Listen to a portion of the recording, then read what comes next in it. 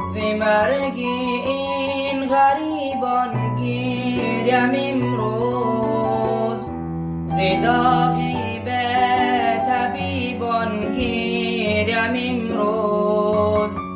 ز مرگی این غریبان گیرم امروز، ز داغی به طبیبان گیرم امروز. در اغاکان جوانانی مهاجر، برفتن از جهان بودن مسافر. در اغاکان جوانانی مهاجر، برفتن از جهان بودن مسافر. ندیدن در جهان یک دم وفایه، بمردن در غریبی پر جفایه. در این خاکی غریبی خانه کردن، در او دیوار خود ویرانه کردن. کی بود اندر کنارت وقت مردن، کی دید آنها زاری جان سپردن. کی شست جسمی تو را ای جان برادر،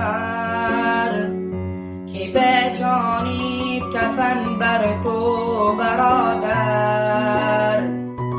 کی بود آن دم تو را تابوت برداشت، بزد قبر جسمت را کی بگذاشت. کجا بودن تو را یار و برادر، که گریان از برایت جان دادر. کجا بودن تو را یار و برادر، که گریان از برایت جان دادر. کجا بود مادری زارت ببیند، دم اندر کناری تو نشیند. کجا بود مادری زارت ببیند، دم اندر کناری تو نشیند. کجا بود قبلگاه ای نور دیده، کجا بود مادری محنت کشیده. کجا بود قبلگاه ای نور دیده، کجا بود مادری محنت کشیده. وجودی جملش را آب کردی، دل و جانی همه به تاب کردی. ندیدن اقربانت رفتنت را، و آخر الوداع گفتنت را. الها قبرشان پر نور گردان، عذاب قبرشان را دور گردان. الها قبرشان پر نور گردان، عذاب قبرشان را دور گردان. برای اهلشان صبر عطا کن، به فضلت ای خدا اجر عطا کن.